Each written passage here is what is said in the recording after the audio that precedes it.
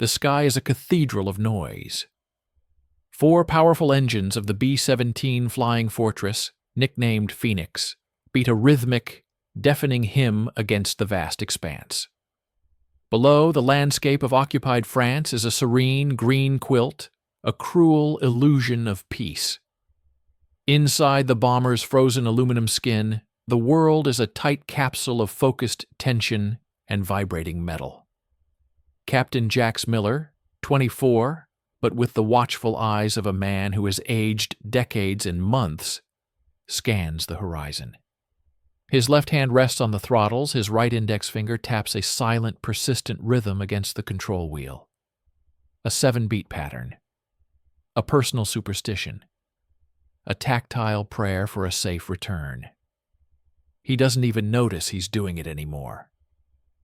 Behind him, the crew inhabits their own tiny worlds of responsibility. In the co-pilot's seat, Lieutenant Abe Rosenbaum meticulously logs coordinates, his glasses reflecting the soft glow of the instrument panel. Abe is all precision, a cartographer of the sky. Their friendship is a quiet alloy forged in countless hours of training, built on unspoken trust and a shared, dark humor that flourishes in the face of absurd danger. The bomb bay is empty now. The mission, a risky daylight run to disrupt a key rail junction, is complete. The tension in the cabin eases by a single, imperceptible degree. A gunnery sergeant passes a battered canteen forward. Jax takes a swallow, the water tasting of tin and cold. For a fleeting moment, there is only the drone of the engines and the vast, empty blue. It feels like cheating fate. The universe reclaims its debt with sudden, apocalyptic fury. It begins not with a sound, but with a feeling, a dense, physical compression of the air, as if the sky itself has solidified. Then the world explodes in orange and black. A flak burst erupts mere feet from the right wing. The Phoenix is lifted, then slammed down by a giant, invisible hand. The concussion is a physical blow to the chest. Shrapnel peppers the fuselage with a sound like furious hail on a tin roof. A second shell finds its mark. A devastating wet crunch tears through the aircraft's symphony of noise. Engine number 2 disintegrates in a storm of metal and flame. Jagged pieces cartwheel into the void, one slicing a deep, screeching wound along the fuselage. The plane immediately slews to the right, a wounded beast stumbling in midair. Jax fights the controls, every muscle in his arms and back locking into a brutal contest with physics. The control wheel shudders violently in his hands. The sweet, acrid scent of burning oil floods the cockpit, chased by the terrifying smell of high-octane fuel. Warning lights erupt across the panel in a frantic red carnival. Hydraulics, fuel pressure, engine fire. Abe's voice, usually so measured, is sharp over the intercom, calling out the death throes of their aircraft. The Phoenix is dying, and its death rattle shakes their bones. Jax barks the order to prepare to abandon ship, his voice a strained wire over the chaos. He feels the plane dying beneath him, the controls turning to sludge. He locks eyes with Abe. No words are needed. The understanding is absolute and terrifying. This is it. Abe gives a sharp, grim nod and turns to relay the final command. Then a new sound cuts through the din. A panicked, static-ridden yell from the tail gunner, young Jerry. His voice is shredded by fear. "I'm pinned. The turret's jammed. I can't—" The transmission cuts into a screech of empty noise. Jax's blood turns to ice. The 7-beat rhythm on the wheel stops dead. He looks back at Abe, whose face has gone pale. The unspoken rule screams between them. You don't leave a man behind. But the aircraft is a falling coffin. The altimeter unwinds with nightmarish speed. Abe makes the choice. He screams over the intercom, his voice breaking with anguish. Jerry's gone. Structural collapse in the tail. We go now. The lie is a mercy and a horror. Jax sees the cost of it, etched instantly into Abe's features. He gives the final order. One by one, the crew escapes. The bombardier, the navigator, the gunners. A sequence of sharp, mechanical thumps as hatches blow. The roar of the engines is swallowed by a greater roar, the scream of a 200-mile-an-hour wind tearing through the ruptured aircraft. Jax holds the dying plane level for 3 more seconds, a pointless captain's gesture to the empty sky. Then he releases his harness. The wind is a monstrous force, clawing at him, pulling him toward the gaping hole where the cockpit window used to be. He doesn't jump. He is ripped from his seat and ejected into the silent, frozen hell of the open air. The silence is absolute, deafening. For a heartbeat, he is tumbling in a blue void, disoriented, weightless. Then the parachute deploys with a cannon crack, the harness jerking him so violently he sees stars. He hangs, swaying beneath the beautiful, betraying silk canopy. The world below is a silent film. He sees the Phoenix, his Phoenix, trailing a thick black funeral pyre of smoke as it spirals gracefully, almost lazily, into a distant field. The impact is a silent bloom of fire and earth. His home is gone. He drifts down, a puppet on a string. The pastoral quilt resolves into harsh detail. A patch of woods, a narrow dirt road, a farmhouse with a shattered roof. And movement. Tiny gray ants pouring from the tree line, converging. The crack of a rifle shot reaches him, a flat, distant pop. Another. They are aiming at him.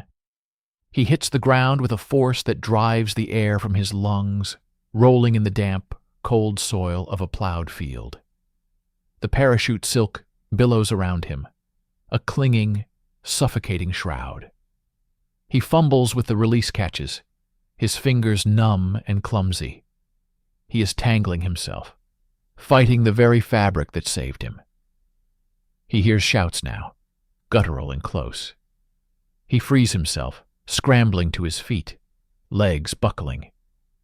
He runs. The woods are a green smudge 30 yards away, a sanctuary. A bullet tears through the silk of his parachute with a sickening rip. Another kicks up a fountain of dirt between his stumbling feet. His lungs burn, each breath a knife. The edge of the woods seems to recede. A sledgehammer blow to his shoulder spins him around. He doesn't feel pain at first, just immense pressure and heat. Then his legs give way. He falls face first into the rich, loamy earth. He tastes soil and the coppery tang of his own blood. Heavy boots pound the ground, surrounding him. Rough hands roll him onto his back. The sky above is a serene, endless blue.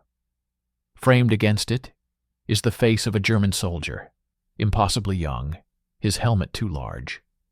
The boy soldier's rifle is pointed steadily at Jax's face. His eyes are not cruel but empty, like 2 chips of flint. The barrel does not waver. The cathedral of noise is gone. The vast sky is gone. There is only the cold ground, the hot seep of blood soaking his flight jacket, the metallic click of handcuffs, and the immense crushing silence of captivity. The game, though he does not know it yet, has just entered a new and desperate phase. His finger moves slightly in the mud, tapping out a weak, hopeless version of the 7-beat rhythm. Then it stops. Preview thumbnail prompt, 1280x720, 16.9, colorful and clickbait. Vibrant 1940s color movie poster. Style thumbnail, 1280x720 pixels, 16.9 aspect ratio. Stunning. French countess in red silk gown holding hidden Minox camera. Spying on Nazi officers at glittering Ritz ballroom party. Dramatic split lighting, half her face in shadow revealing microfilm garter. Background exploding factories and D-Day beaches with burning panzers. Bold yellow text overlay.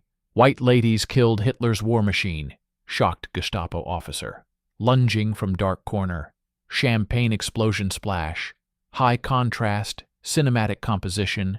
Ultra-detailed faces with intense eyes. Clickbait intrigue. Maximum thumbnail appeal. Professional YouTube thumbnail design. Weeks bled into months, each day a perfect, agonizing copy of the last. The initial fire in Jax's veins had cooled, not into acceptance, but into a hard, dense coal of simmering resentment. The camp's routine was a grinding machine, and he was a cog, stripped of purpose. He moved through appels, through the tasteless meals of turnip soup and black bread, through the endless circuits, with a mechanical detachment. His shoulder healed into a tight, puckered scar, a permanent reminder of the sky he had lost. Abe, his usual anchor, had retreated into a shell of quiet guilt.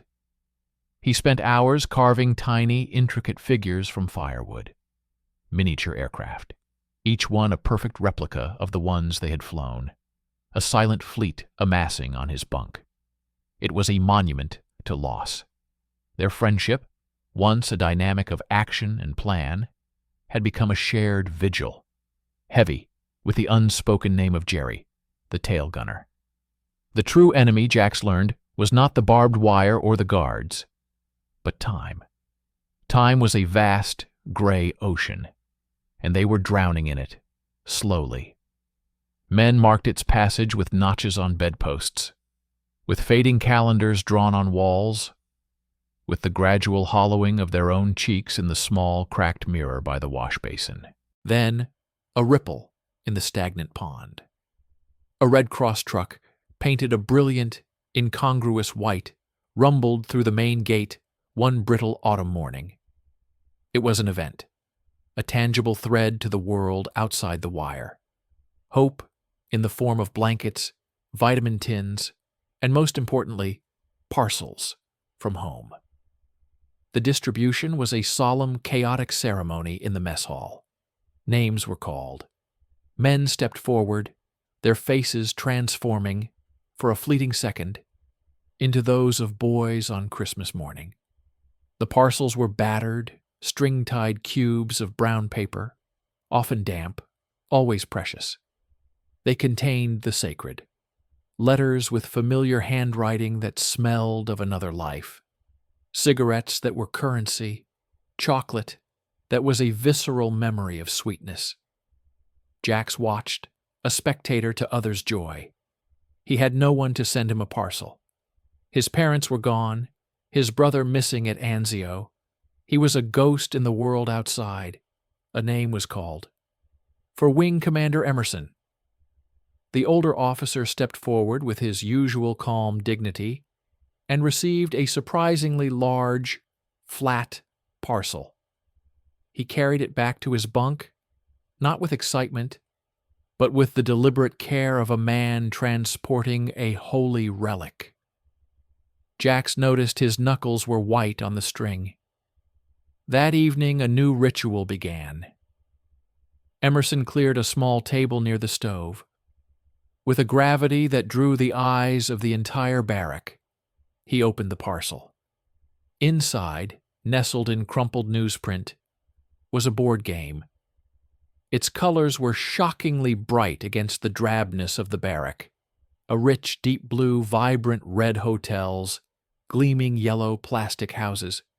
The title was printed in a cheerful, bold font. Monopoly. A murmur, half derisive, half longing, went through the room. A game. A child's pastime. Some men turned away, the reminder of normalcy too sharp a pain.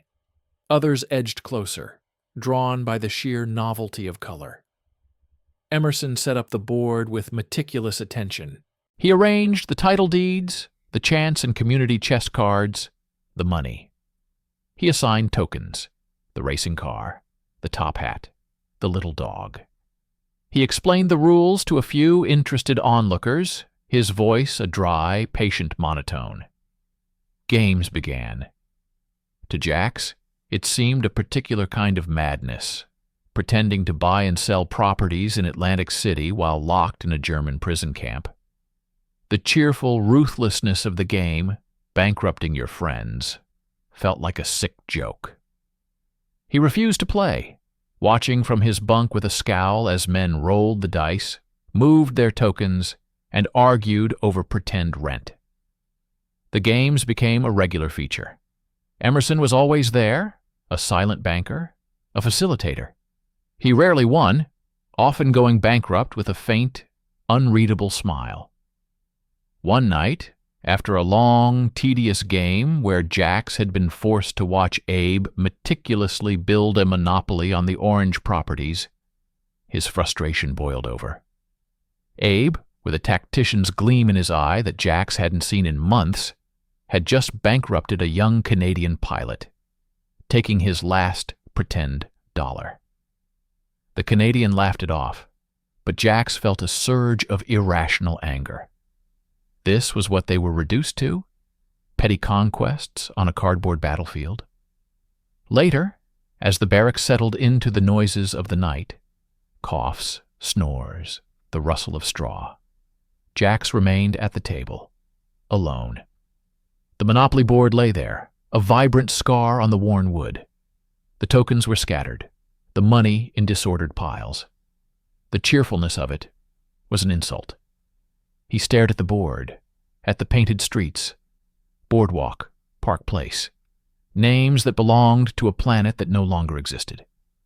A hot, helpless fury rose in his throat. This was Emerson's great distraction, this childish toy. In a sudden, violent spasm of contempt, he swept his arm across the table. The board flipped. The plastic houses and hotels went flying, clattering across the floor like shrapnel. Paper money fluttered in the air. The dice bounced into a dark corner. The noise was shocking in the quiet barrack. Men stirred, muttered. Jax stood over the wreckage, breathing heavily, instantly ashamed of his outburst, yet defiant. He bent to gather the pieces, to hide the evidence of his petulance. He picked up the board. It was heavier than he expected. The cardboard was thick, high quality. As he righted it, he felt a slight shift, a delamination.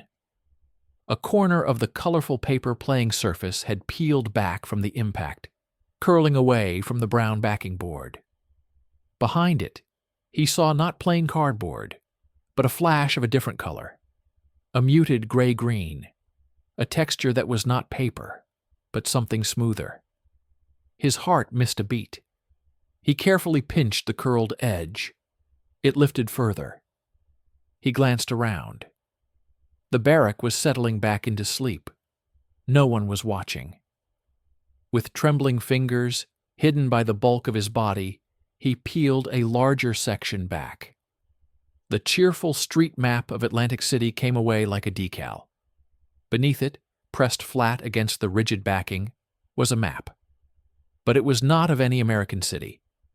It was a topographic map, meticulously detailed, printed on thick, silent silk. It showed forests, rivers, contour lines, small villages, and in the bottom right corner, a clear, unambiguous legend. It was a map of the region surrounding Stalag Luft Nord. It showed the camp's location, and it traced a thin, meandering but deliberate path southeast through woods and across streams, all the way to a marked border. The border of neutral Switzerland. Jack stopped breathing. The world telescoped down to the square of silk in his hands. The raucous game, Emerson's calm demeanor, the parcel's careful arrival, it all snapped into a terrifying, magnificent new alignment. This was no toy. This was a key, and he had almost destroyed it. He carefully smoothed the decorative map back over its secret, his hands now steady with a new, electric purpose. He gathered the scattered pieces, the fake money, the little metal tokens. with the reverence of a priest collecting holy vessels. Each component was now suspect, pregnant, with potential. He placed everything back into the box, his mind racing faster than it had since the cockpit. He lay on his bunk in the dark, eyes wide open, staring at the ceiling where the shadows from the guard tower's searchlight slowly swept across. The crushing weight of time was gone. In its place was a razor-sharp focus. The game had changed. No, he realized, the game had just begun. And for the first time since he hit the ground, he understood the rules. He looked across the aisle to where Emerson slept, or pretended to sleep. The old man's face was in shadow. Jax understood now. Every move, every bankruptcy, every roll of the dice had been a performance, a camouflage. He curled his hand into a fist, feeling the ghost of the silk map against his skin. The 7-beat rhythm in his mind started again, not a prayer for survival anymore, but a countdown to escape. The secret was a physical weight in Jax's chest, a second frantic heartbeat that thrummed against his ribs. He did not sleep. He lay rigid in his bunk, the coarse blanket scratchy against his chin, and stared into the darkness where the Monopoly box now sat, an unassuming rectangle on Emerson's shelf. It pulsed in his perception like a beacon. Every creak of the barrack, every cough from a sleeping man, every distant shout from a guard felt like a threat aimed directly at that box. The map was a live wire he had touched, and the current of possibility now coursed through him, burning away the numb despair of the past months. At dawn, Appel, standing in the freezing mud, his breath pluming in the air, Jax's senses were hyper-alert. He watched Emerson, really watched him. The older man stood with his usual ramrod stillness, his face a mask of weary resignation. But Jax saw it now. The slight tilt of his head that took in the entire compound, the flick of his eyes towards the guard towers, not with fear, but with assessment. This was not a defeated man. This was a conductor, standing before an orchestra he alone could hear. The day passed with agonizing slowness. Every moment not spent examining the secret felt like a waste. He tried to engage Abe, but his friend was lost in the meticulous sanding of a Spitfire's wooden wing. The sight of it, the devotion to a ghost, suddenly infuriated Jax. He had to share the truth. The burden was too great. He waited for the perfect moment. Late afternoon, when the guard in Tower 3 was visibly bored, tracing circles in the air with his cigarette, and most prisoners were on their circuits or in the makeshift library. The barrack was almost empty. Emerson sat on his bunk, writing in a small ledger with a nub of a pencil. Jax approached, the smuggled Monopoly box hidden under his tunic, a hard rectangle against his stomach. He stopped before Emerson, blocking the light from the window. Emerson did not look up. "Sir." "Captain Miller." The pencil kept moving. "We need to talk." "About the weather? I predict more gray, with a chance of turnips." "About the game." The pencil stopped. Emerson's eyes, those pale, intelligent chips of ice, lifted slowly from the ledger. They held Jax's gaze for a long, silent moment, scanning his face, measuring the intensity there. He closed the ledger with a soft snap. "Follow me." He led Jax not to a private corner, but to the most audaciously public place possible, the camp's primitive washroom. It was a cold, tiled room reeking of lye and mildew, the constant drip of faucets providing a cover of sound. Emerson checked the stalls, then turned on a single, rusty tap full blast. The water roared into the stained concrete sink, a curtain of noise. Only then did Jax produce the box. He didn't hand it over. He opened it, and with careful, reverent fingers, he peeled back the corner of the Atlantic City board to reveal the edge of the silk. Emerson's expression did not change. He gave a barely perceptible nod. He reached into the box himself, past the piles of paper money, and picked up the chance and community chest cards. With a thumbnail, he slit the side of one along a seam that was not a seam. He peeled it open like an envelope. Inside was not a printed instruction, but another smaller rectangle of silk, covered in dense, micro-printed text. A phrase book of useful German sentences, railway schedules, and the names of safe houses. Jax felt his mouth go dry. Emerson then picked up a metal token, the little iron. He gripped its two halves, and with a sharp, practiced twist, unscrewed it. Nestled inside the hollow cavity was a tiny, perfect magnetic compass, its needle trembling towards north. Finally, Emerson took a stack of the brightly colored Monopoly money. He separated a pink $500 bill. He licked his thumb, rubbed it vigorously on the corner, and the cheap color began to smudge and peel away. Underneath was different paper, different ink, a genuine crumpled German Reichsmark of substantial denomination. He did it again with a green bill, revealing another. Real money. The means to buy food, train tickets, silence. Jax could only stare, his mind reassembling every idle game he had witnessed. Every roll, every trade, every laugh had been a performance, a layer of theater draped over this exquisite, deadly machinery. The genius of it was staggering. It was a joke, a taunt, hidden in plain sight. The ultimate act of smuggling, disguised not in a false bottom, but in the very purpose of the object. Emerson began repacking the box with the same ceremonial care. His voice was low, barely a whisper, under the waterfall's roar.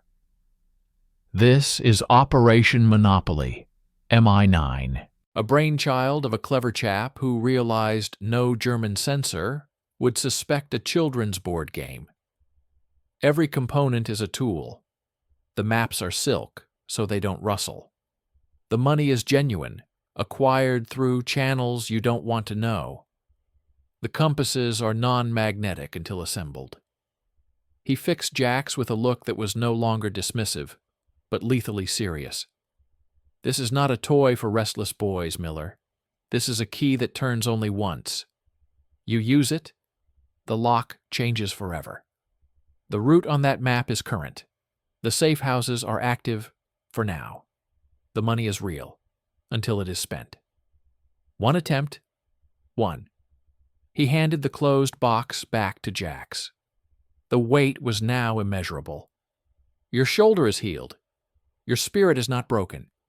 And you have a navigator who carves aircraft from memory. He is already building your escape. He just doesn't know it. Jax understood. This was the mission. The only mission that mattered. Emerson was not just a keeper of the box. He was a spotter, assessing which men had the will, the nerve, and the specific skills to use its contents. He had been watching, waiting.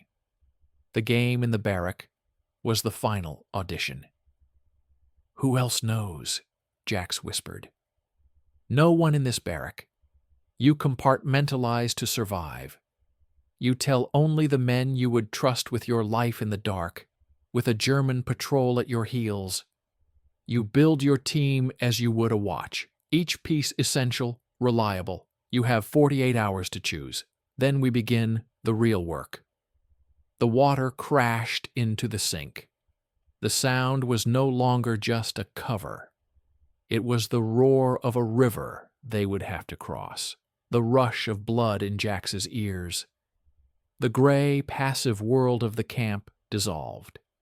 In its place was a labyrinth of details, each one critical, routes, disguises, timing, weather. He left the washroom, the box once more concealed. The familiar sights of the camp, the wire, the mud, the shuffling prisoners, looked utterly different. They were no longer just obstacles. They were variables in a complex equation he now had to solve. The crushing boredom was gone. In its place was a pressure more immense than any he had felt in a flak-filled sky. This was not a battle of altitude and speed. This was a battle of patience, of nerve, of silent, perfect execution. He walked back into the barrack. His eyes found Abe, still bent over his wooden Spitfire. But now Jax didn't see a man lost in memory. He saw his navigator. He saw the precision, the attention to detail, the mind that could chart a course through impossible odds. He walked over and sat on the bunk opposite. Abe looked up, his eyes questioning. Jax said nothing. He simply reached out and picked up one of the finished wooden planes. A perfect little hurricane. He turned it over in his hands, feeling the smoothness of the wings, the delicate carve of the tail.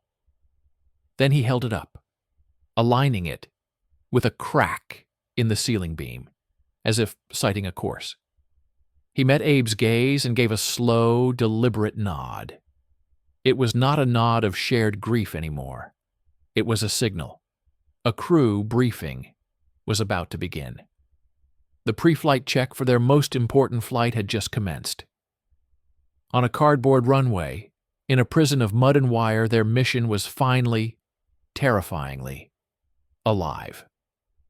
The next 48 hours were a silent, seismic shift in Jax's reality. The camp remained the same gray sky, the same monotonous routines, the same taste of despair in the thin soup.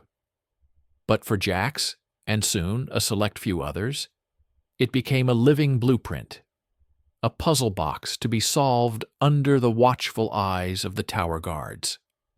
His first and only non-negotiable selection was Abe. The revelation was conducted not in the noisy washroom, but during a circuit walk. Jax walked beside him, their shoulders almost touching, speaking in a low, continuous murmur directly into the space between them, his eyes fixed forward. He described the silk map, the compass in the iron, the real money under the fake. Abe's pace did not falter, but his breath hitched. The hands that carved aircraft with such devotion clenched into fists, then relaxed into the steady readiness of a man handed a flight plan. The guilt in his eyes didn't vanish, but it was subsumed by a fierce, focused light. He was no longer carving tombstones for the past. He was drafting schematics for the future. He was back on the crew. Emerson, the silent quartermaster, provided the parameters. The escape would be a blitz, a mass, simultaneous breakout under cover of a moonless night, relying on confusion and multiple dispersal routes to overwhelm the initial response. Their barrack, 4, was one point of the spear. They needed a team of 5, no more. Small enough for secrecy, large enough to have a chance. Jax and Abe became predators assessing a herd, their criteria brutal and practical. They needed a forger. Their eyes settled on Charles, a quiet, lanky RAF radio operator, with pre-war dreams of being a lithographer. He spent hours sketching impossibly detailed portraits on stolen paper. They approached him during a work detail in the camp's meager library, mending books. Jax slid him a torn-out page from a German propaganda magazine, a sample of script, and an official-looking stamp. "Can you replicate this?" "Not on paper. On cloth, with homemade ink." Charles studied it, his artist's fingers tracing the lines. He didn't ask why. He simply nodded once. The forger was in. They needed a dirt man, someone who understood tunnels, earth, and silence. That was Digger Harris, a New Zealand sapper captured in North Africa. He was a man of few words and immense patience, known for his intricate hidden gardens cultivated in stolen Red Cross tins. Jax found him tending a tiny, defiant patch of potatoes behind the laundry hut. Jax didn't speak. He simply drew a rough rectangle in the dirt with a stick, then a zigzagging line beneath it. He looked at Harris, then at the ground under their barrack. Harris wiped his earth-caked hands on his trousers, squinted at the crude diagram, and gave a slow, deliberate grunt of understanding. The engineer was in. The final piece was the muscle and the linguist. A paradox. They found it in Jan, a broad-shouldered Polish fighter pilot who had been shot down over France and had walked halfway across Europe before capture. He spoke fluent, guttural German, learned from a Prussian grandmother, and carried a simmering volcanic hatred for his captors that was kept in check by a profound, disciplined stillness. Jax tested him by sparking a confrontation with a particularly obtuse guard over a misplaced spoon. As the guard turned red, shouting, Jan interceded. He stepped forward, his posture relaxed, and spoke. His German was calm, polite, utterly convincing.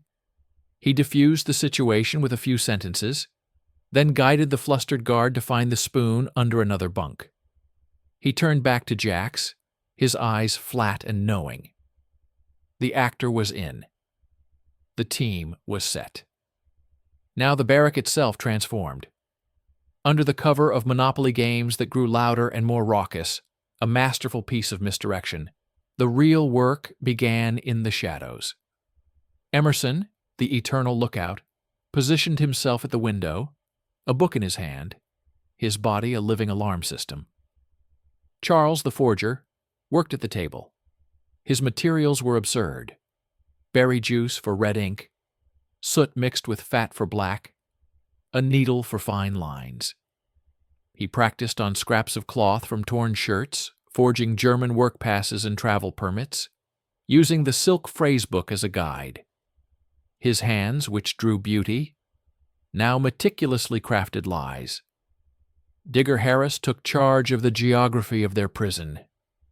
He identified a loose floorboard near the cold stove. Under the pretense of fixing a draft, he and Jax pried it up during the noisiest period of the afternoon.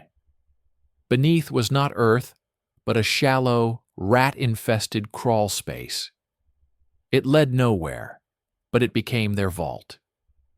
Here they hid the Monopoly box, now stripped of its game components, holding only the tools of escape. Here they began to cache stolen supplies. A pocket knife, lifted from a careless guard during a pat-down. Lengths of string unraveled from Red Cross blankets. Hooks fashioned from bed springs.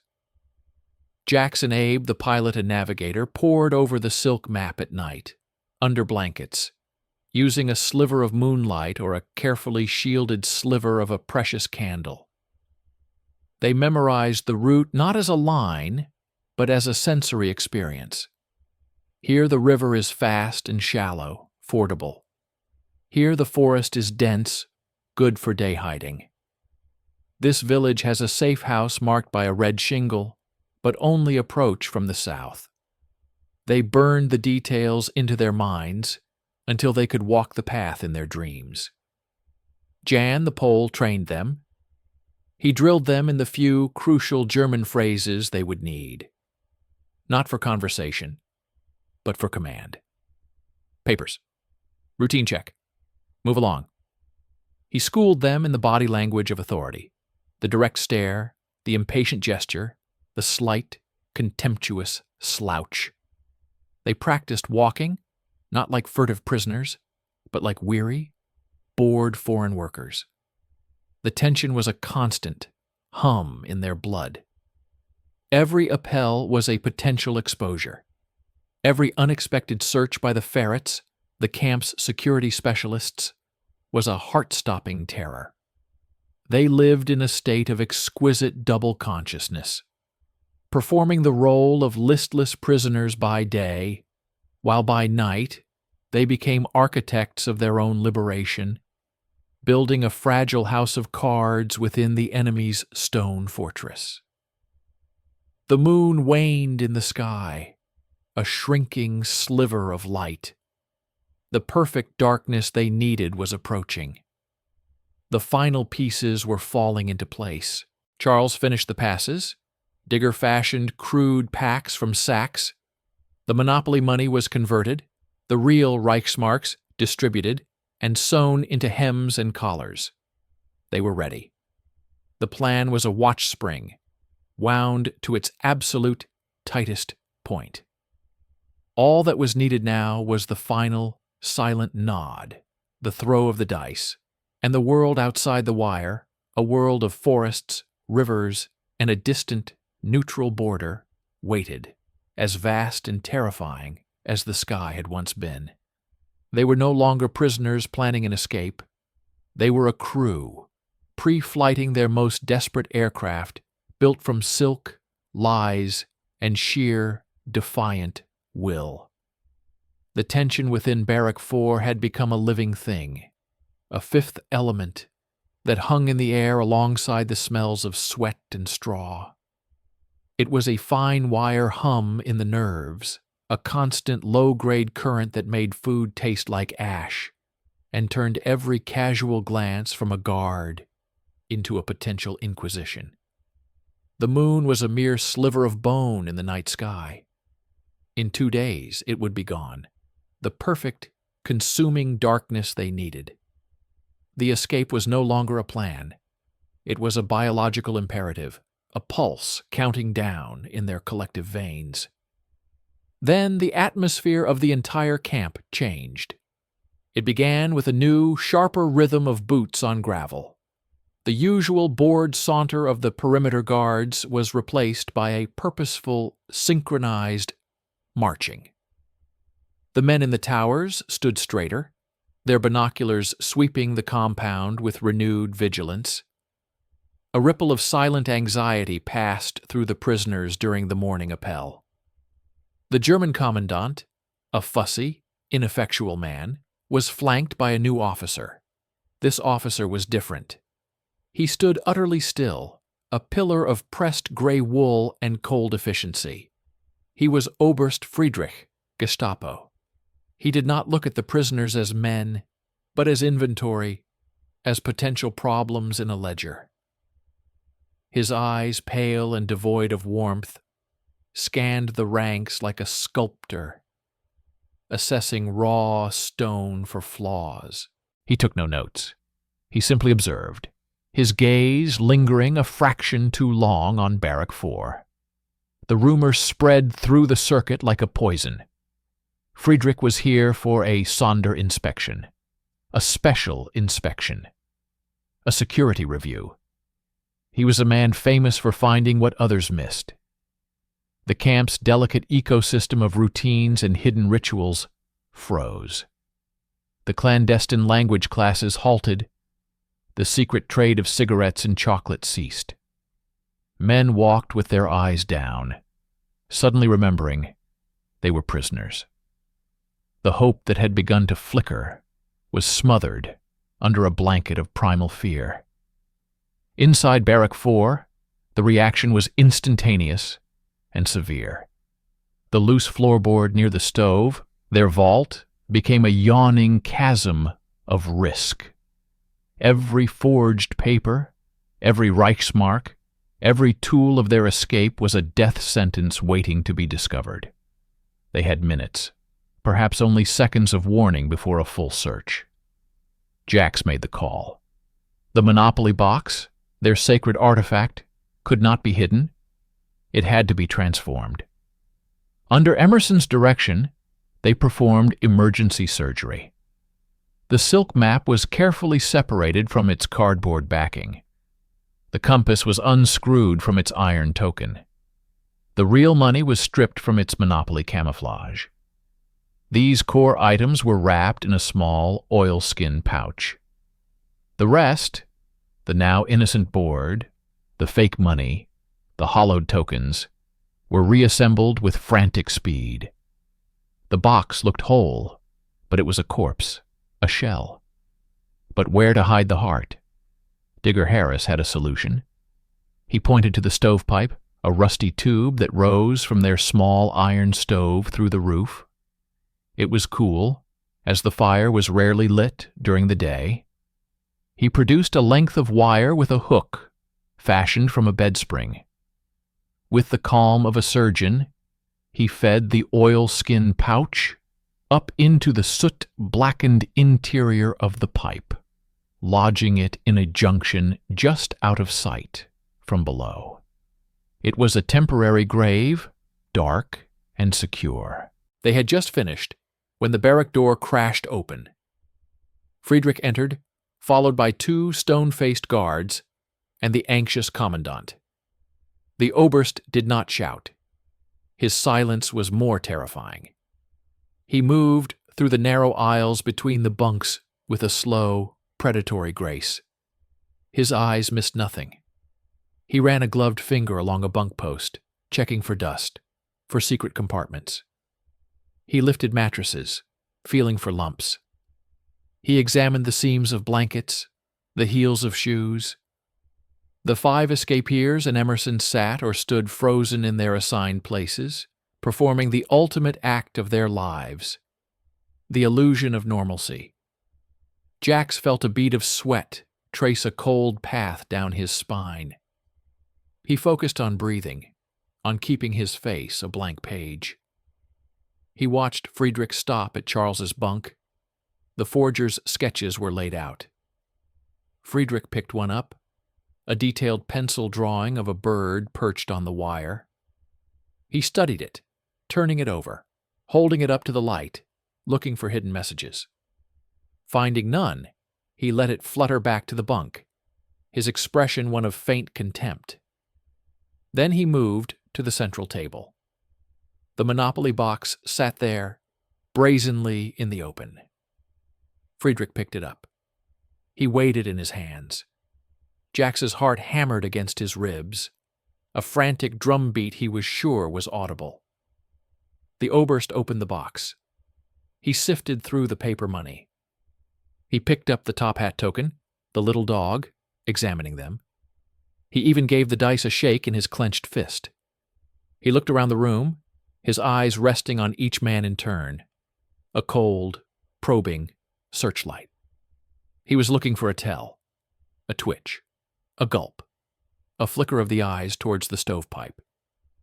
Jax locked his gaze on a knot in the wooden wall behind Friedrich.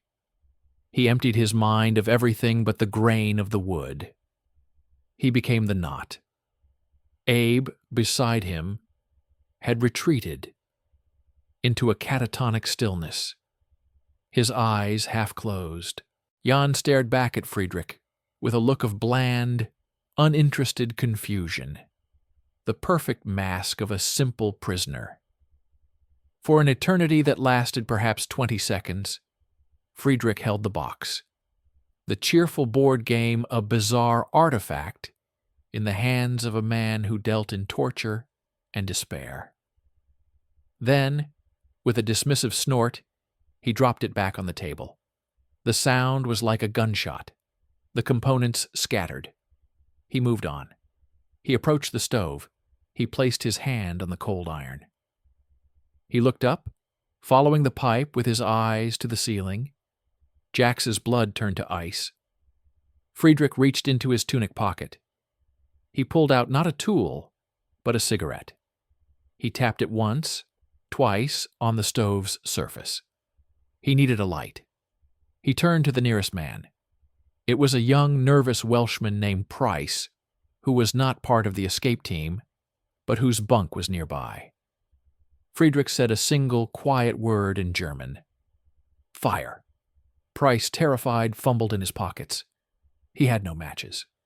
His eyes darted around the room, wild. In his panic, he pointed a trembling finger towards a small communal box of matches that sat on a shelf, right next to Digger Harris's bunk, the bunk of the man who knew what was in the pipe. It was an innocent, catastrophic gesture.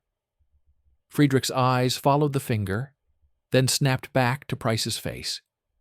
He saw not guilt, but a different kind of terror. The terror of a man hiding something else. A personal secret.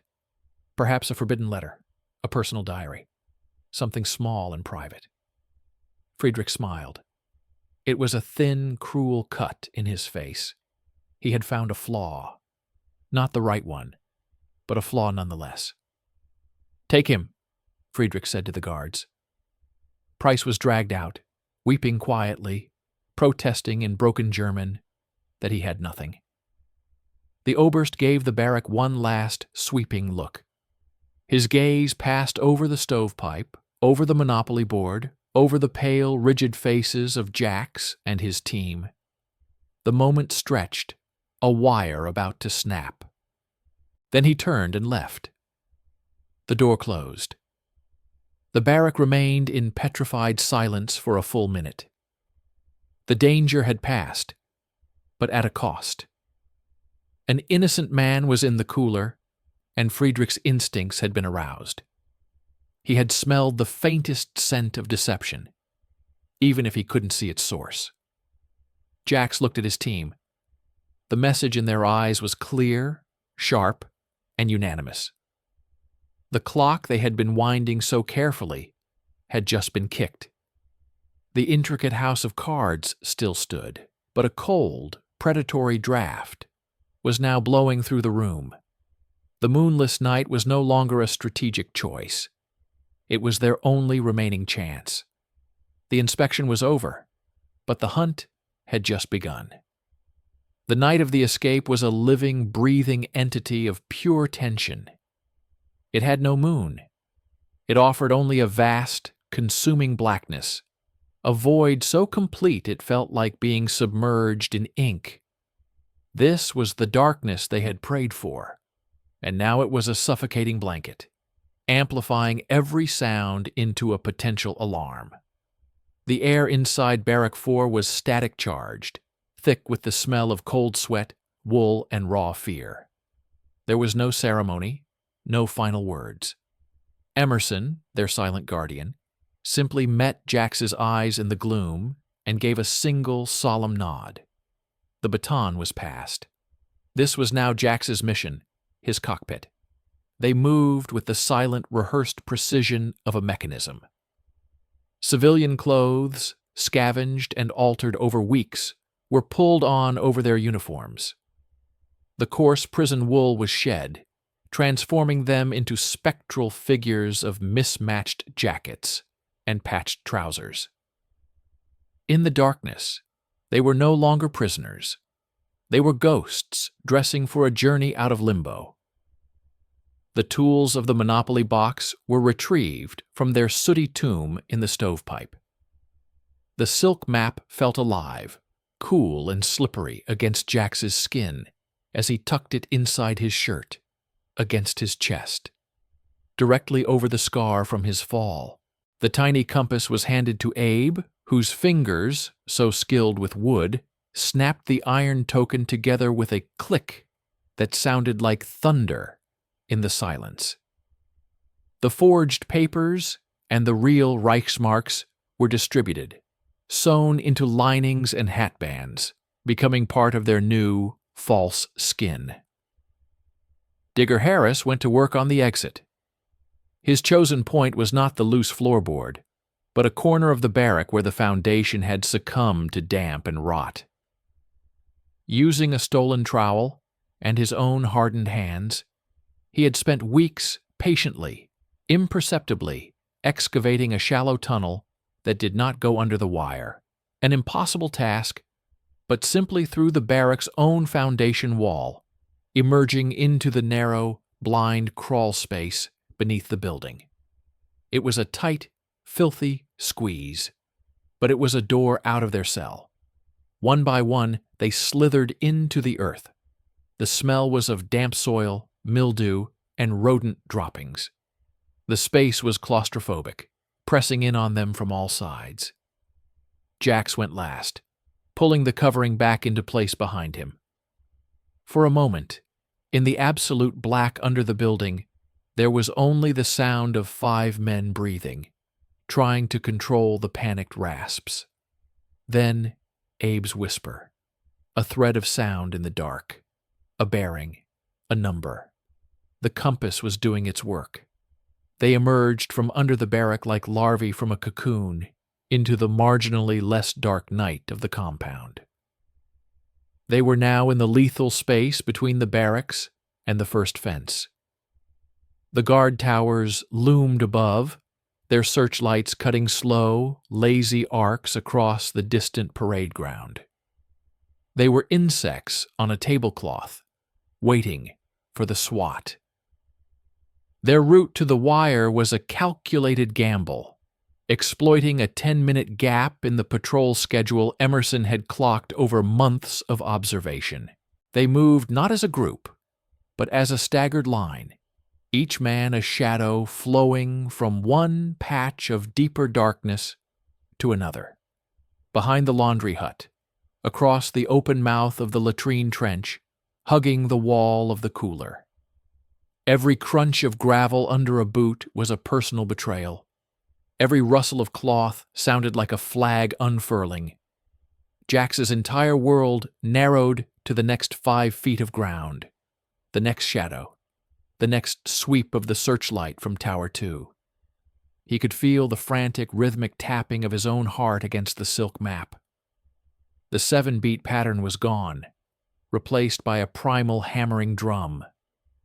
They reached the inner fence. This was Digger's moment. From his pack came not tools from the game, but tools made because of the game. Wire cutters, fashioned from stolen and hardened steel, their handles wrapped in rag. The cutting of the wire was an agony of slow motion. Each snip of a strand was a deafening crack in the night. They worked in tandem, 2 men cutting, 3 men holding the severed wire back, their hands bleeding from the sharp, unforgiving barbs. A hole opened, a black maw in the gleaming web. One by one they squirmed through, feeling the barbs snag and tear at their clothes, scoring lines of fire across their backs and legs. Then they were out, standing on the meticulously raked sand of the kill zone. The ground was a pale, ominous blotch in the darkness, a page waiting for a signature. There was no cover here, no shadow. It was 50 yards of naked vulnerability. They ran. It was not a sprint, but a low, desperate scuttle, trying to minimize their silhouettes. The raked sand was their enemy, recording their passage in furious, chaotic scars. They were halfway across when the world exploded. A shout, high and sharp, from Tower 3. A searchlight ceased its lazy arc and snapped toward them, stabbing through the night. The beam swept, hesitated, then locked on. They were pinned in its blinding, merciless eye. A siren began to wail, a rising and falling shriek that tore the night to pieces. Burp! Burp! The distinct, terrifying sound of a German MG-34 machine gun firing short, warning bursts. Dirt geysered up around them, stitching a line of death across the sand. "Go now, split!" Jax roared, the first loud sound any of them had made. The plan, the beautiful, intricate plan, atomized into pure instinct. The team fractured. Jan and Charles veered sharply left, sprinting for a ditch that promised meager cover. Digger Harris, solid and unstoppable, charged straight ahead towards the tree line, a bull drawing the fire.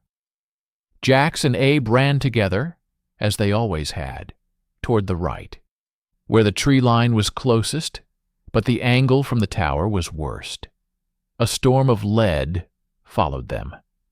Abe stumbled, a choked gasp escaping him.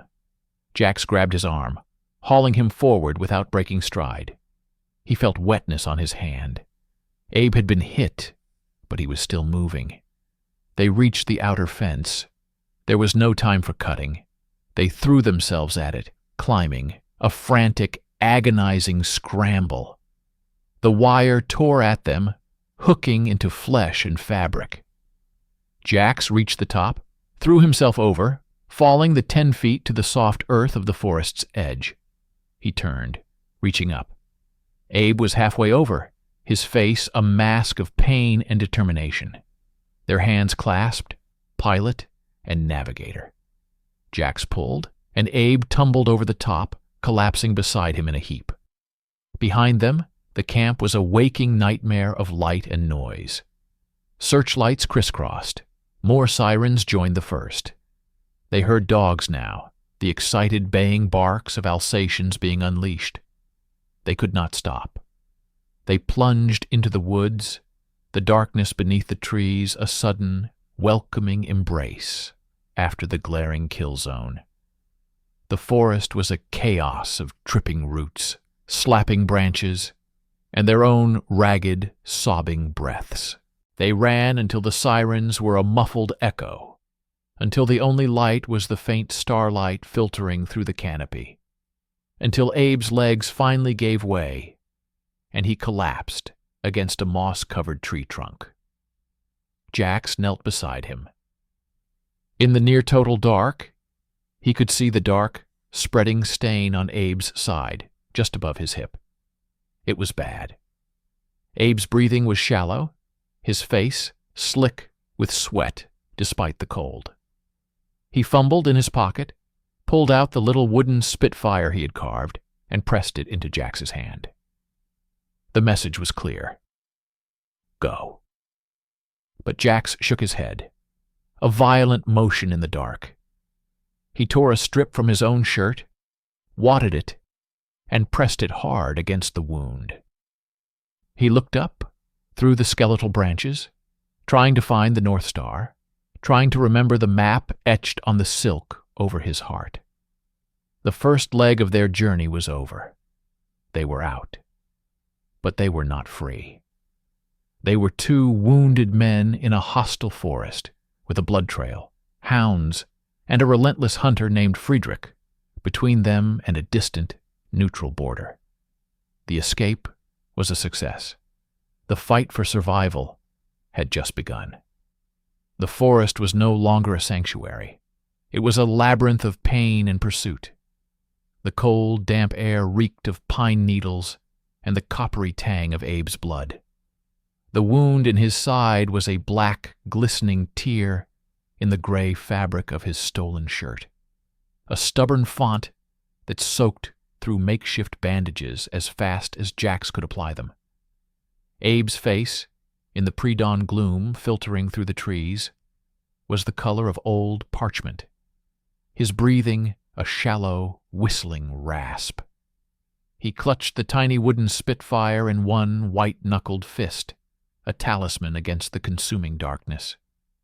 Jax had half-carried, half-dragged him for miles, following the ghostly guidance of the silk map imprinted on his mind.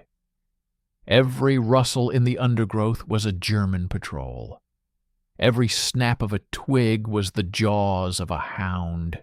They moved in a nightmarish parody of their circuit in the camp, not to pass time, but to buy it. Each agonizing step a withdrawal from a dwindling account of strength and luck.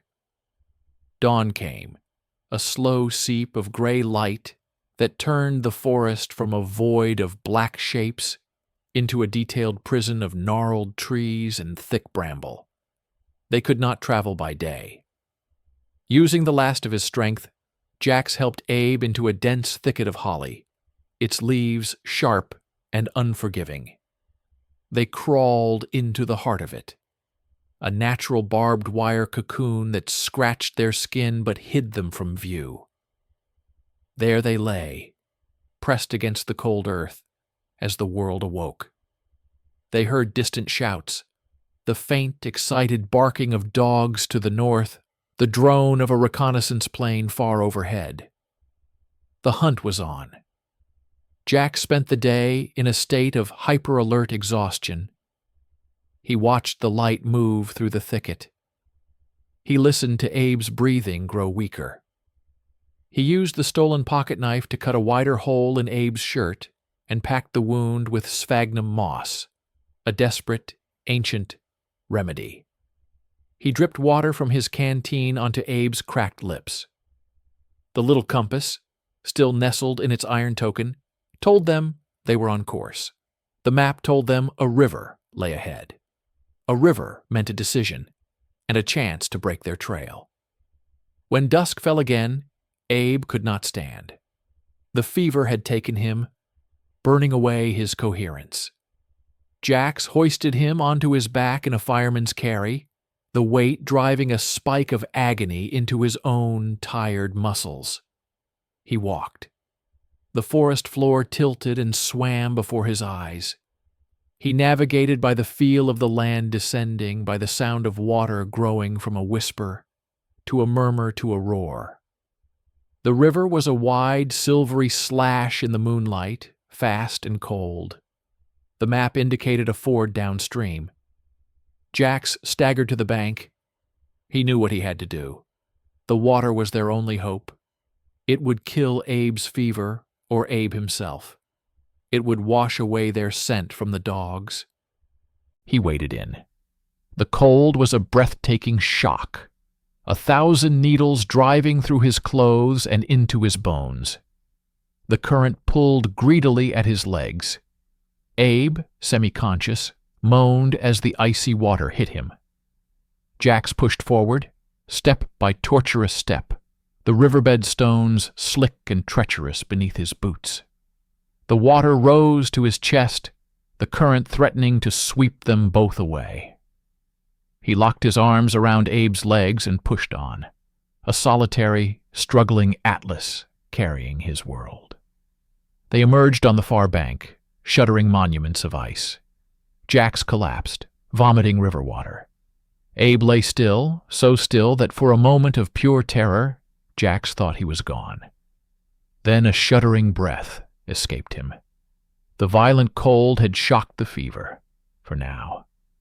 For 2 more nights, this was their existence, a grotesque marathon of carrying, hiding, and creeping forward. Jax's world shrank to the next landmark on the map. A lightning-blasted oak, a derelict shepherd's hut, a railway cutting they had to crawl beneath as a train rumbled overhead, its wheels echoing the pounding of his heart. They lived on stolen turnips from a field, on bitter berries. The civilized men they had been were stripped away, leaving only raw, animal persistence. On the 3rd dawn, the landscape changed. The gentle hills hardened into rocky pine-clad slopes. The air grew thinner, sharper. They were entering the mountains, the border mountains. According to the map, Switzerland lay just beyond a high, treeless pass, the final mile. It was also the most exposed. The tree line ended abruptly, giving way to a steep, boulder-strewn alpine meadow. Above it, the pass was a stark, gray notch against a hard blue sky. A narrow dirt track, a smuggling path, switchbacked up the slope. On the other side of that crest was neutrality, safety. But between the tree line and the pass lay 500 yards of open ground. And at the bottom of the meadow, where the track began, stood a small, wooden watchtower, a German border post. Jax lay beside Abe at the edge of the trees, studying the obstacle through a screen of branches. Abe was conscious again, lucid, but ghostly weak, propped against a tree. He could not walk another step. His eyes, sunken and bright with pain, met Jax's. He didn't speak. He didn't need to. He pressed the wooden Spitfire into Jax's hand and pointed a trembling finger up the slope towards the pass, the final order from his navigator. Jax shook his head. He would not leave him. He had a plan. It was the worst plan he had ever conceived. He waited until the sun dipped behind the western peak, casting long, concealing shadows across the meadow. He gave Abe the last of the water. Then he did the one thing no escaping prisoner should ever do. He stepped out of the trees and began to walk, not furtively, but directly, up the smuggler's track towards the watchtower. He was a spectacle of ruin. His clothes were rags, caked in mud and blood. His face was a gaunt, bearded mask of exhaustion. He walked with a pronounced, painful limp he didn't have to fake. He was the perfect picture of a lost, broken man, a deserter, or a downed airman on his last legs. A shout came from the tower. 2 border guards emerged, rifles held casually but ready. They watched him climb, making no move to intercept him. They were bored, curious. Let the fool come to them. Jax kept his eyes down, his posture one of utter defeat. He was 10 yards from the tower when they finally stepped onto the path to block his way. The younger one called out in German, demanding his papers. Jax stopped. He slowly, wearily raised his head. He looked past the guards, up the slope behind them. His eyes widened. A flicker of desperate, terrified hope crossed his face. He pointed a shaking finger past them, towards the pass, and mumbled a single choked German word. Schweiz? It was the performance of his life, the pathetic, hopeless query of a broken man grasping at a mirage. The guards, amused, turned their heads to look up the empty path at what had captured his attention. It was the half-second he needed. The broken, limping figure exploded into motion. All the pent-up energy, the rage, the desperation of months in a cage and days on the run, focused into a single, violent act. He slammed into the younger guard, driving him into the older one. They stumbled, caught off balance by the sheer, shocking force of the assault from a dead man. Jax didn't fight to win. He fought to create chaos, to be a target. He shoved one guard towards the tower, snatched the helmet from the other's head, and hurled it clattering down the rocky slope. He screamed, a raw, wordless challenge that echoed off the mountain walls. The guards recovered, shouting in fury. They leveled their rifles. Jax turned his back on them. He turned his back on the muzzles of the guns and he ran. Not for cover, but straight up the open, exposed path towards the pass. He was a perfect, fleeing silhouette against the pale scree. A shot rang out, cracking against the mountain silence. Then another. Chips of rock sparked off a boulder to his right. He heard the shouts, the boots beginning pursuit. He had drawn them. He had drawn them all. As he ran, weaving, he fumbled in his pocket. He pulled out the little wooden Spitfire. With a final heaving effort, he drew back his arm and threw it, not down the mountain, but in a high, soaring arc towards the thicket of trees where Abe lay hidden. It was a signal, a final piece of navigation. Then he ran for the crest. The air was thin, burning his lungs. His legs were leaden.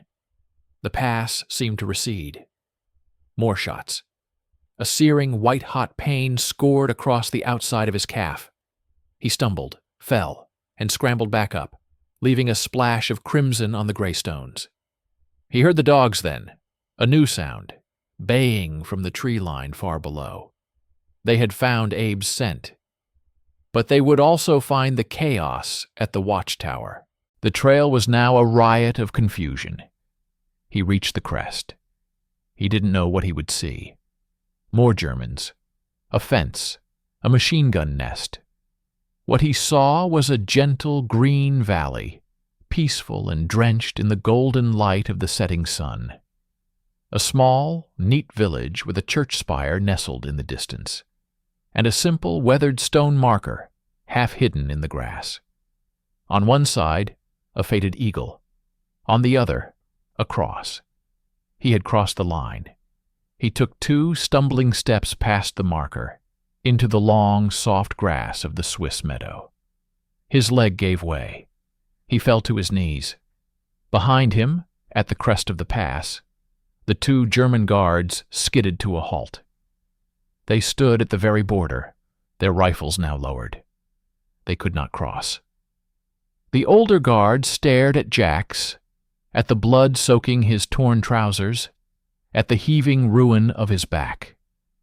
There was no anger on the guard's face now. Something else. Something that might, in another life, have been respect or pity. He raised a hand, not in a threat, but a slow, deliberate gesture. A dismissal, a release. Then both guards turned and began walking back down the path, calling off the dogs, their figures swallowed by the gathering twilight on the German side. Silence rushed in. A deep, immense, and utterly alien silence, broken only by the whisper of the alpine wind and the distant bleat of a sheep. Jax rolled onto his back, staring up at the first stars pricking the violet sky. The same sky from which he had fallen. He fumbled inside his shirt, his fingers numb. He pulled out the silk map. It was stained with sweat, river water, and his own blood. The lines of the journey blurred and ruined. It had served its purpose. He let it fall from his fingers onto the soft, neutral grass. He then reached into his other pocket. His hand closed around the cool metal of the top hat token from the Monopoly game. He held it up against the twilight sky, a small, absurd shape against the infinity of freedom. He did not smile. He did not weep. He simply lay there, breathing the free air, listening to the profound, unbelievable silence, the top hat held tight in his fist, a tiny, solid proof that the game was over.